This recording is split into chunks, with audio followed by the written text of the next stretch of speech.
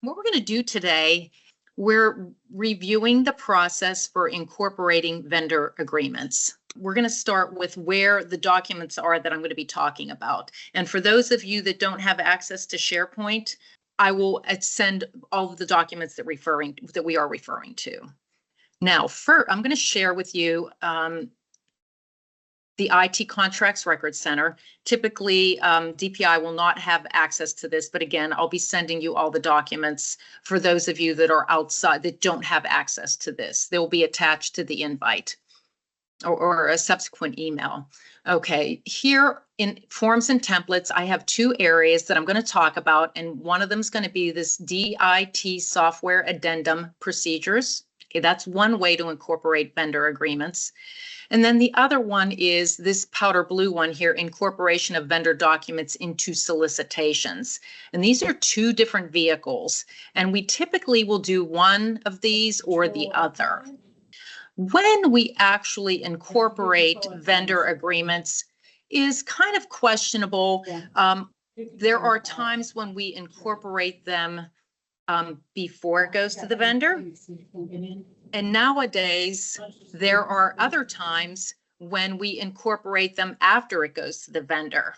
So right now, this is a little bit in flux. I believe that there is a fabulous section that we have not officially put in the template, but in section 3.1 of most of our agreements, we talk about vendor agreements, and that's where most of our moving around and incorporation of vendor agreements is. But typically, if we don't want to incorporate them before they actually get to the vendor, if we're just in phase 4 of Ariba and we want to just get that RFQ out, what we do in section 3.1 is say, check this box if you don't want us to incorporate, if you duly agree that you're not incorporating anything, that the 4 corners of this solicitation are all the contract is. Okay. Then there's another box you could check that says, oh, hey, listen, you want to incorporate something? Check this box here and give us the applicable vendor agreements. And then we move out of quickly. I've already moved out of phase 4, and then we go into that negotiation phase. That's kind of like a clear-cut way where the purchasing agent doesn't have to like call up the salesperson and say, hey, I'm buying X, Y, and Z. Can you give me the actual perfect master agreement? Because it's very important that we actually obtain from the vendor the exact vendor agreements that we want to incorporate. Okay, we don't want, I just recently, over the weekend, I worked on a 41-page incorporation for tasers. Okay. And I was getting nauseated thinking how long it's going to take me. And then I realized probably 25 of the pages, when I looked at the scope that was in the F&D, didn't even apply to what Wildlife Resources was buying. So this checkbox concept, I think, is quite valid. Thank you. Oh, this is wonderful. Thank you, Michelle. I appreciate that. There's your checkboxes there in the chat. The vendor represents and warrants that the T's and C's are in this document. No vendor agreement, standard or otherwise, is incorporated into this blah, blah, blah. Or the second checkbox is, hey, you want something and you have to attach it and we'll think about incorporating it. So I think that is a very valid way of collecting or not the proper vendor agreements. Okay. Now, what I'm going to tell you about next is, why do we say vendor agreements? Why do we ever say that? Why don't we just say, oh, it's a EULA and whatever? What we all know is that our vendors, they call them all kind of different things. What one vendor calls an SLA, another one calls a master, another one calls an end user license agreement. We have seen so many permutations of names that what we do is we typically just say on our side, it's an incorporation of a vendor agreement. And then whatever the heck we call it, like we work on that later. But that is why you don't hear me saying, well, we're incorporating a EULA, or whatever. We always say here, we're incorporating vendor agreements. Like if you look at this, and I'll make this a little bit bigger. Hi, I have a question. How are you? This is Crystal. Hey, Crystal. Thank you for being here. What Michelle put in the chat, that will be answered when we send out the RFQ, or will that be something we'll send out beforehand? Excellent question. What we typically do, and we have been doing, and it's been quite successful. I don't know if our statewide DOJ legally approved it. We did it at the end of the year, and we said we'll talk to them about this later to get approval. But we typically will put it in any solicitation that we're putting out there: RFQ, RFP, RFP Lite, IFB. Any of those, these check boxes are going to be put in at the bottom of section 3.1, which we call vendor standard agreements. Okay. 3.1 was created probably about maybe 10 years ago. And that's when just the beginning and the infancy and the embryonic stage of all these EULAs and whatnot. And most purchasing agents, and many still do, ignore vendor agreements, and they kind of like just blindly sign them with the PO. And we are trying to be very upfront, and we have to tackle these very difficult incorporations. And the reason why, and you're saying, well, why do we have to worry about that? Why can't we just agree to that vendor's EULA or whatever? The reason why is because there many clauses in their agreements. If you just think it's a service level agreement, that's great, but many of them already have redundant clauses in there that are already in our RFQ, our solicitation document, specifically the terms and conditions. Okay, so a big one, I can just give you an example. We say the jurisdiction and venue for this particular procurement is going to be the laws of North Carolina, and if there's an issue, it's going to have to be in the Wake County courts. Okay, well, a vendor may say, well, no, it's really going to be in Belgium and it's going to be with the European standards or whatever. Well, no, according to our general statute, when there are general statute that we have to follow, that is, those are the things that we can't agree to. And we have to then go and negotiate and incorporate them.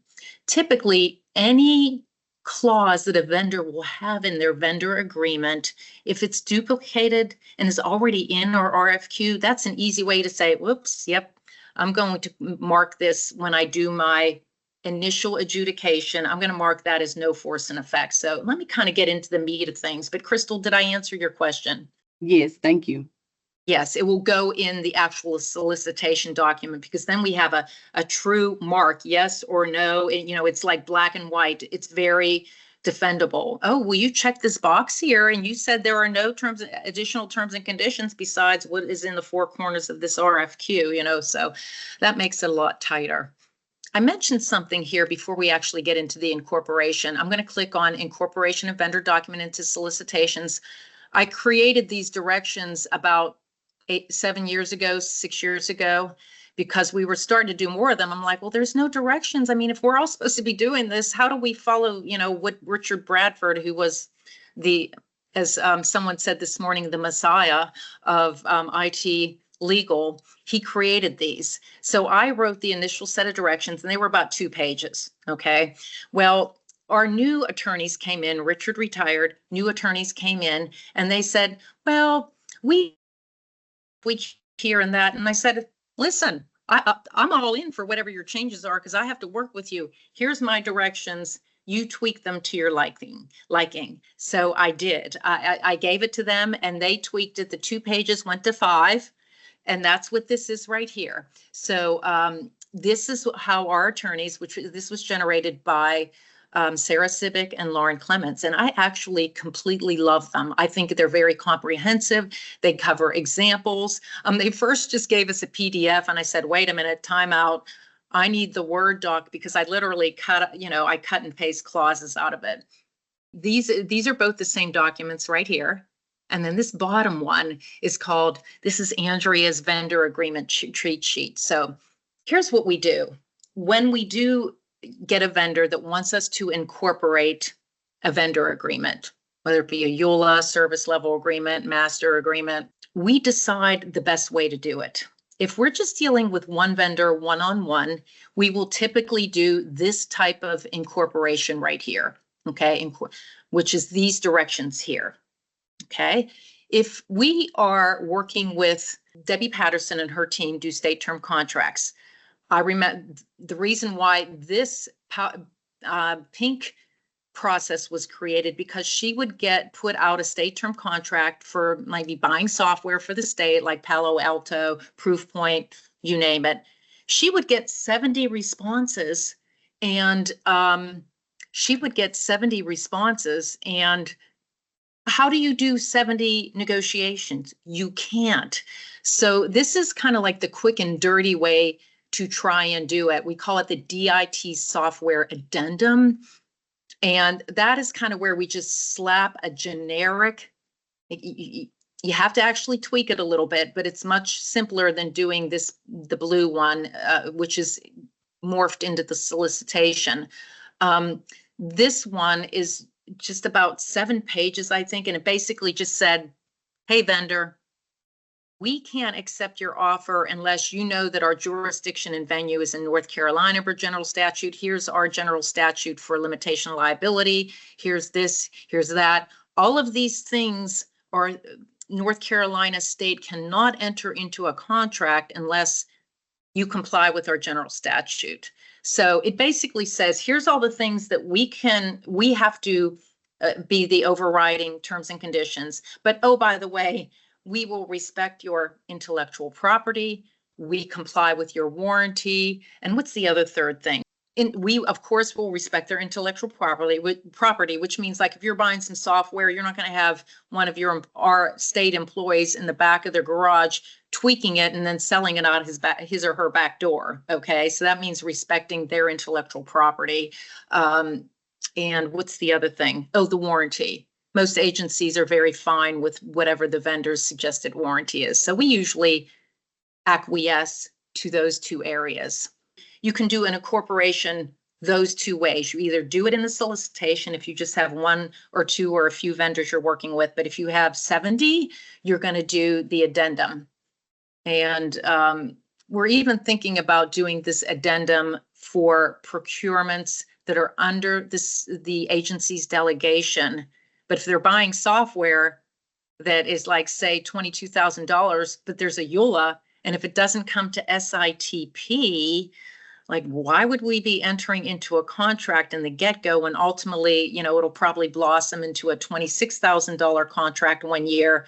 It'll come to us and then we'll go, oh my gosh, no, you have to go and renegotiate this thing. So we're trying to work on a process where procurements under the agency's delegation, we can work this out easier, faster, better. And we don't have the solution yet.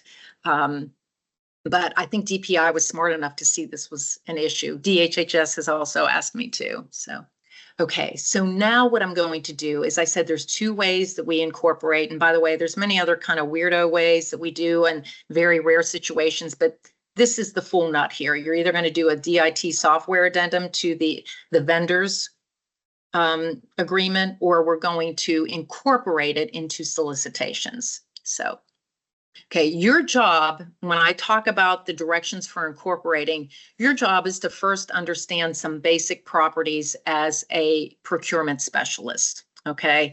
Your job is to say, ooh, I know what's in general statute and I know what we can, and based on that, I know what not to grossly reject from the vendor's agreement, and I know what I can agree. So what I did was I created this vendor agreement cheat sheet.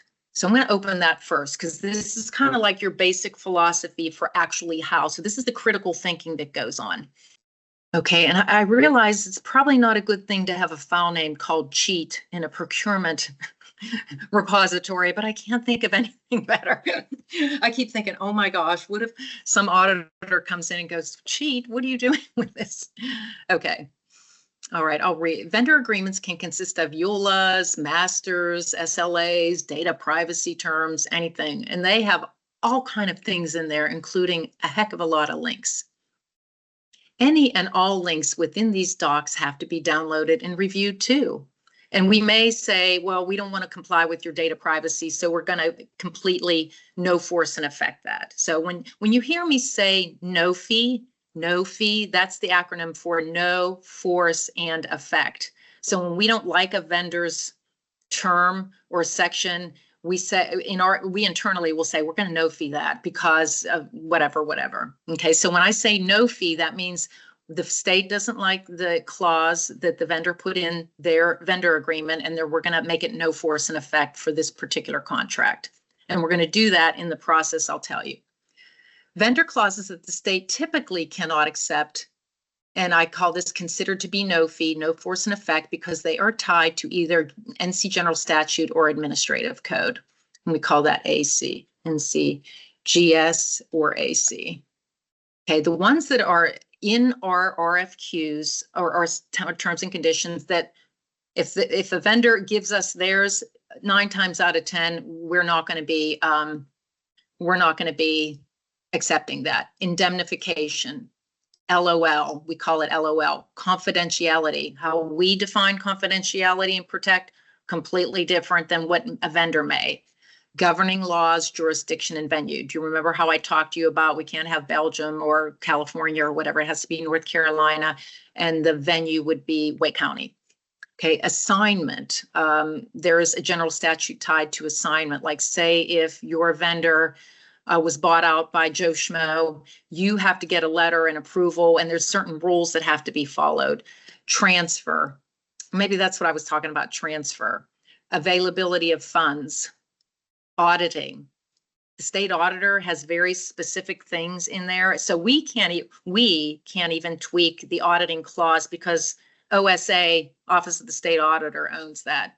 Default and termination. Now, granted, these can be a little bit flexible based on a little bit of the vendor. There's some wiggle room here, but generally we're going to comply with our default and termination. Confidentiality. Did I already put that there? Oh, that's a duplicate. Sorry, folks. Dupe. And security clauses. Okay. Vendor clauses that we typically accept when we're going through our slice and dice is vendors' IP rights, patent, copyright, and trade protection, warranties, if the agency agrees to their warranty clause for whatever their scope of work is, and the acceptance process. Mostly because our business owners at the agencies, they know what their cure times are, how critical the program is with the payment terms and insurance. So there's a lot of things besides these that there's negotiation on. But these are the ones that are typically grossly a hard no. Very quick question. Do privacy clause fall under the security clauses, or is there a separate section for privacy, data privacy, or any kind of privacy in what is the negotiation? What I know about data privacy is that often the vendors will say, oh, and here's our data privacy rules and laws, or rules and regulations, or mostly rules and processes. So they typically put a link and then it goes to another like 12-page document or something. What I typically do when I see that, because not that we have data privacy laws here, but we actually have to review those with a fine-tooth comb, we meaning probably more legal. So what I typically do with privacy is I mark it a no fee out of the chute, because I know that our terms and conditions, like to whatever extent we cover that, we cover it that way. I do know that with artificial intelligence, AI and IA, I know that's blossoming, but for now, when it comes to privacy, I kind of just reject them because they're long documents that have often unknown funky things in them. And for the sake of me reviewing another 10-page document in my first cut, I will just no force and effect their privacy, data privacy rules, or whatever that link is. I know it's kind of like a cop-out, and I will allow our attorneys to look at that closer and say, well, their data privacy was pretty benign. I don't think we have to no fee it. We could just leave it in there. But then you have to worry about what was in our terms and conditions that may conflict. So the attorneys will help us sift that out with the privacy team here. I'm gonna put privacy here. That was a good question. Okay, so I'm going to close out of this. So this is like the overarching, when I'm going through a vendor's master, that's what I do. So let's go back here. Okay, so now remember, we're back in this one where we're actually going to incorporate a vendor document. Let me go. I meant to do this. I had one procurement, and I'm a visual person, so I kind of need to see what I kind of want to see what an incorporation looks like generically. So I had this one called Absorb. We're already on Amendment 2. In fact, we're working on Absorb. Okay, so it was 200,663 RFQ for Absorb. Okay, I think this one was a good one to show. Okay, so we had our template for what we picked. Be very careful about which template you pick.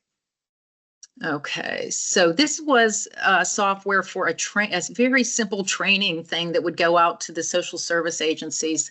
This is an approved contract. So let's go here and look. Remember, all this is done in section 3.1. Okay, there is the generic part. Okay, and here's where this incorporation that I'm going to talk to you about actually goes. I'm like, yeah, we're just getting into the meat of it. Okay, so this is what an incorporation actually looks like. So Lauren and I worked on this one, and all of this text is in these directions that I have and will give to you. Those folks that are in purchasing, that are at DPI, and even those that are in DIT purchasing, like Buddy and Belinda, and I don't know if Kelly's on here, but right now we're not really expecting you to have this skill set yet. This is something that our contract specialists and strategic sourcing specialists typically do in a very draft manner for the agency, and then we send it to our attorneys to finesse it and finalize it, because there is some amount of not necessarily clerical work, but a lot of it has to be added, and you kind of want to do the rough gross cut of what we know, because we already know based on this cheat sheet, we already know what we're allowed to put in, what not. And if there's a question as a specialist and you don't know, well, just mark it no fee. Better to do it no fee, and then let the attorneys like say, well, that clause was actually okay and it wasn't a big deal. And I tweaked it a little bit and I incorporated it back in. Okay, so here is an example of an incorporation. Incorporation of vendor agreement into RFQ, Department of Adult and Aging Services or something. The vendor agreement consists of the T's and C's Absorb software dated January 23rd, attachment B. That's our job to collect the applicable vendor agreements, and the Absorb service level agreement, Exhibit A. And these are now referred to herein as vendor agreement. The vendor agreement attached to this RFQ is incorporated by reference into blah, blah, blah, RFQ, blah, blah, blah, in the manner shown below. So what we do is we collect these, in this case, a master and an SLA, we dump it into the Word doc. Usually you get them in PDFs. Either you have to convert them, or if the vendor's kind enough to give you their agreements in Word, sometimes they're reticent, but it's easier to do a file insert at the back and then change your table of contents. So you will see that I went and I collected these attachments and I put them at the back of our RFQ after our T's and C's. Okay, so that's a lot of mental gymnastics, but not mental, but administrative gymnastics. Let's put it that way. Okay, and then here we say the parties agree that the term agreement in the vendor agreements, so these are some finer things. I think Absorb made us put this in. The definitions in the T's and C's Absorb software attachment B has incorporated here and shall also apply to this agreement. Okay, typically we don't have to add that. Okay, so here's our first thing, terms and conditions. This is the first agreement. We literally go through and you create a sentence that says this: the following T's and C's shall have no force and effect. That's the no fee. Okay, so you have to, say the introductory paragraph is no force and effect, because it'll just say this is the only terms of the agreement. Well, we can't agree to that because that's not the agreement. The agreement for us is the RFQ. Okay. Good. Then you see fees and payments for service. Well, heck, we already have fees in the F&D chart. We already have invoicing schedule and terms and terms of payment. So no, we don't want to accept theirs. Ours is already in our contract. You will see, no fee term and termination. We got rid of confidentiality obligations, remember, because ours is tied to statute. Here's that indemnification. So what you're seeing here is, oh, this is kind of just like Andrea's cheat sheet. General terms, manner of giving notice, law and jurisdiction. So here you see what I kind of all said is that, hey, we can't agree to this. And if you want to work with us, you're going to have to accept our laws. And if you don't want to accept them, I'm sorry, Mr. Vendor or Mrs. Vendor, it's no worth negotiating. So, all right. So now the second part that you do with the slice and dice is the parties agree that the following T's and C's of absorbed software as modified shall supersede our T's and C's. So this is where we had negotiations with them and we tweaked them a little bit to both parties' liking, because probably the vendor said, well, I insist that we put this clause in here, and well, we don't like this part of it or whatever. So then the second part then is taking their terms, modifying them and incorporating them. And then the last part is, and this was really long, it was a long negotiation for a simple training software. Okay, and here's the last section. So you're literally creating these 3 sentences in section 3.1, and then you're going through the vendor's agreement and going and looking at each clause and saying, what of the 3 sections does this clause go into?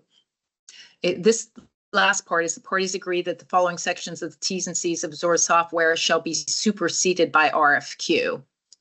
Okay, so this is where we had no disagreement. We just, let them do their own service level agreement and everything. So I think we kept doing this SaaS. Yeah, this was a SaaS service too. So it looks like we modified a lot more stuff than we thought. This, I would have thought we just listed, certain sections, but it looks like we negotiated the heck out of this thing. And then we went right into 3.2. So there you have it. That is what an incorporation looks like. This is a very complicated process, and I could even talk about it for another hour after this.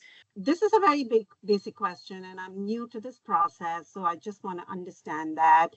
Based on what you've said so far, it looks like this is an exercise to just document every red line and every negotiation that we are making with a vendor and just documenting it in that 3.1. Is that correct? Correct. Excellent. That's very good, Pallavi. Exactly. What we are seeing and the way it was originally the concept for the way we do it. You're like, well, why don't you just massage the vendor's EULA at the end and attach it? Well, we found that a lot of vendors did not like us massaging their document and then putting it in because it shows all of the concessions easily. Whereas if we just put their complete service level agreement or EULA in its entirety, perfectly untouched at the end, we can see exactly what edition it was, and they won't complain because it looks very whole to them. We don't start dinking around with their EULA, although sometimes we do this. There's all kind of ways to incorporate, but I'm just saying this is our standard modus operandi, that this or the DIT software addendum. So yes, what we do is we attach the vendor's agreement, and then all of our discussions and negotiations and what we like and what we don't like, we kind of put that in section 3.1, and that's where the real meat of the negotiation really is. But it does make it difficult to go through a document because you're constantly looking back to, oh, what's down there in the SLA? Okay, what was in there? And that's why there's pros and cons to this, but right now this is the agreement. I do have to tell you that if you are going to do this with a vendor and they've never seen it before, I always try to explain it to them and say, hey, listen, we're going to incorporate your vendor agreement and it's going to be whole at the back end of our RFP. And, you kind of have to tell them philosophically what you're doing and say, I'm not going to really be mucking around and redlining your agreement, but all the negotiations are going to be in section 3.1. Got it. Okay. Okay. Thanks for that. And we're not saying this is the only way you can do it. We are saying that this is typically how we will do it. And I've done a lot of contracts where they weren't done this way. Sometimes we did a software addendum with the OSM, the original software manufacturer, and then just incorporated that agreement with all the resellers via a BAFO to the IFB. Okay, so lots of really different ways to do it. I do advise you to talk to, in every given situation, it's good to think like, what would I do? Should I do just the software addendum or should I do this incorporation? And then if you're not sure, talk to whoever your assigned statewide DOJ contract is, because the last thing you want to do is to spend like 2 days doing a vendor incorporation. It doesn't take 2 days, but maybe some of them do. And then they look at it and they'll, no, you should have done a blah, blah, blah, blah, blah, or something, so lots of caveats here. But I applaud you for listening to this. It's a very complex process. So, okay, so this was created in 2021, by both Sarah and Lauren. Okay, a general guide for IT contract specialists. Please note, all procurements are unique and will vary on a case-by-case basis depending upon the applicable facts. Just like I said, this document is intended to serve as a general guide with the caveat that additional analysis will be required, not may, will be in the context of each individual procurement. So Pallavi, that kind of answers your question. Okay, and remember, sometimes we do this incorporation just with what we call the OSM, which stands for Original Software Manufacturer. You may have, like I had a situation, 2 of them with DPS, where they wanted to buy Mendix software and they wanted to buy OpenGov, 2 different companies, but there was an original software manufacturer that designed and created it, but they didn't want to be the marketeers of it, so they enlisted like 3 other resellers to sell it. And same thing with Mendix. So we put an IFB out to the resellers. Okay. In parallel with that, we went directly to the original software manufacturer, which is, Mendix separately and OpenGov.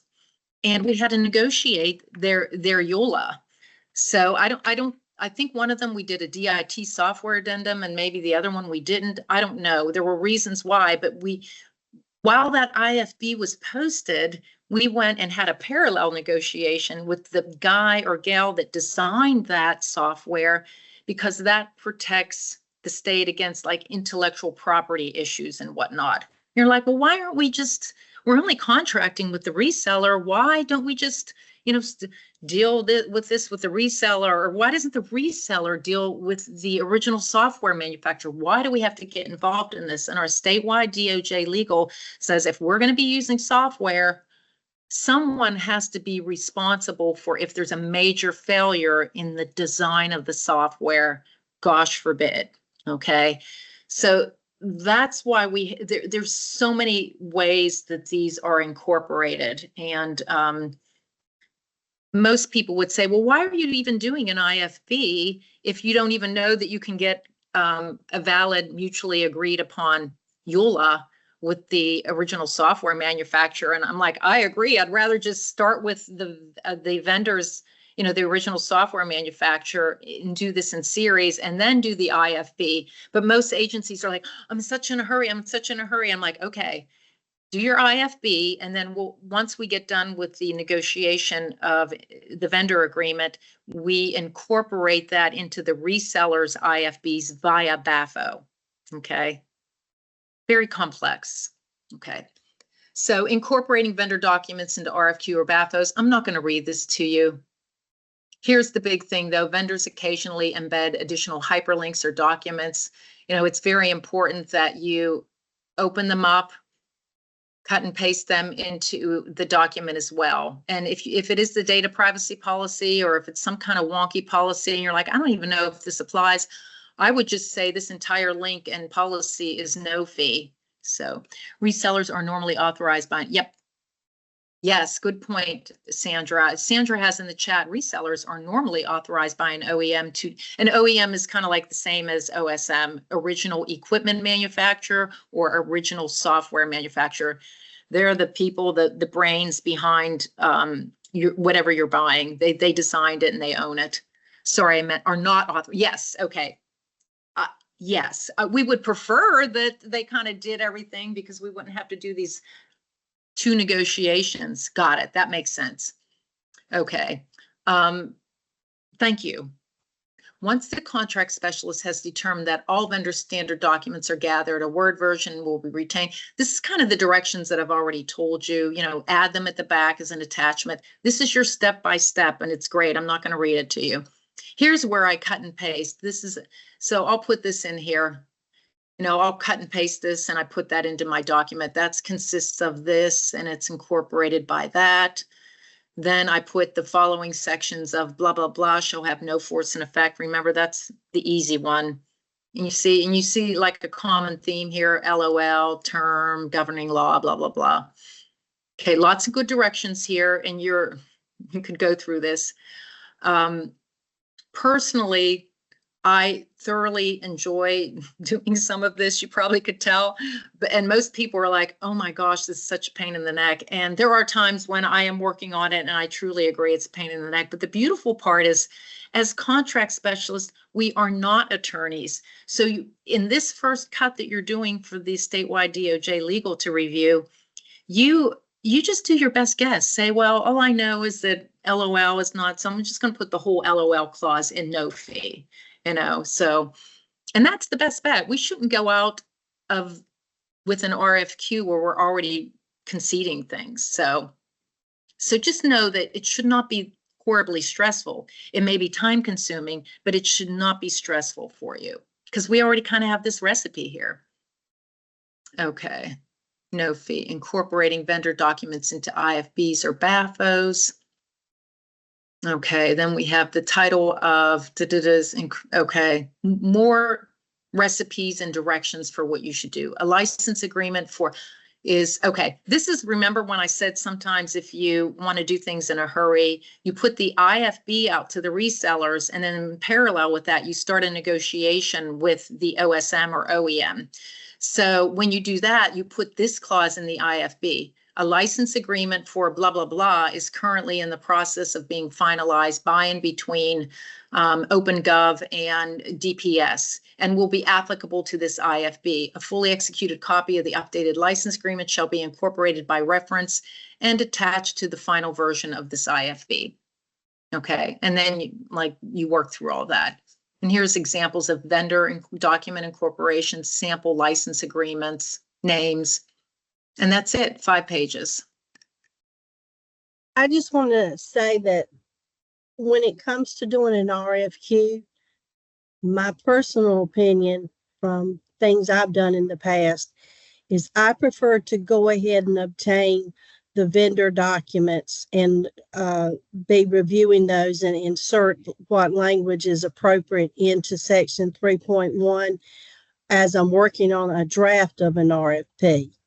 Rather than just sending out, an RFQ, rather than just sending out the RFQ to the vendor. And then if the vendor signs it and they send it back and they have attached with what they send back to the agency, exceptions with their terms and all that kind of stuff, then you end up having to get into doing a BAFO for an RFQ. So I always like to work on a draft only until all parties are in agreement. And once everyone has agreed on the terms, then that draft can be incorporated into a final RFQ, and you can send the agency the approval to issue the RFQ to the vendor for signature because you've done all the negotiating up front. I have no problem with that approach, but with the only problem with that approach is that we are the generation of the RFQ is all being chunked into phase 4 in Ariba. So if you look at the metrics, it looks like it took us 10 months to issue an RFQ. So I think that's kind of like something that we should just kick it out of phase 4 and then put it somewhere else while you're, generating. I don't know, but I think that is part of the problem with doing that. I think the other thing is that how do you know the vendor's not going to necessarily just agree already to what you create without incorporating the vendor agreement? Because, sometimes they actually do that. And I'm thinking, here we are doing all this time incorporating it at the front end when they may have just signed the darn thing beforehand. So it's a double-edged sword. I've seen it done both ways, Sandra. And I know James is advocating for getting an RFQ out and then doing that incorporation perhaps later in phase 6, 7, or 8. And there's that phase 8, which is actually negotiation. So, but believe me, I'm not the final decider on that. And I guess that would depend too on what it is that you're purchasing, on the likelihood that a vendor would just accept our terms and not have any terms of their own. Yeah, but in my experience, it's been very rare that the vendor hasn't wanted to incorporate some of their terms. But that's just the way I've always done it. And to be honest with you, Sandra, it's right or wrong. But no, I agree with you. An IFB and an RFP is different because you don't know what vendor is going to be bidding on that, and you don't know what their terms are until after you've received till the bids have been opened. Where an RFQ, you know up front who you're dealing with, what you're buying, what company that you're dealing with, because it's a sole source. And so I think that's why for an RFQ, it works better just doing the draft method. Where an IFB and RFP, you can't necessarily do that up front because you don't know what who's going to be in the running for the award recommendation. Absolutely. Now, and I totally agree with you. And Sandra, the process you're talking about is the process that was set in stone years ago, definitely. And what you just elaborated on was really how we were taught how to do RFQs or not, so RFQ, yeah, I should say not or not. That's how we were taught how to do it. I think what now with the advent of Ariba, it kind of makes the metrics look awful, the optics. So I don't know if James is planning to change that. I am not telling you to do it one way or the other. I do think that the idea that if you go back to the very front up at the top, we can get these things out a lot quicker if we do look at the meeting chat that Michelle piped in. And if you do those boxes, you could literally not even have to ask the vendor for any agreements. You could just go ahead and send them our generic RFP or RFQ or whatever and have them check a box and not, if it's an RFQ, they shouldn't sign it, and then check the box. Well, do you want agreements or do you not want agreements? So that could be a way to get us out of the phase 4 and push some of that process more on the back end. But previously, I fully agree with you, Sandra. That's how we used to do, we are still doing them for that matter. That's why NOC also has, or some of the contract specialists, not her necessarily, but if you look in Ariba, there are some procurements that are in phase 4 for 225 days. Okay. I don't know if that's really reflective of NOC because she probably got the RFQ out, maybe in 20 days. And, so that really doesn't properly reflect our work effort. So anyhow. But I think your idea of adding maybe, we already have so many steps in the tool. What's one more?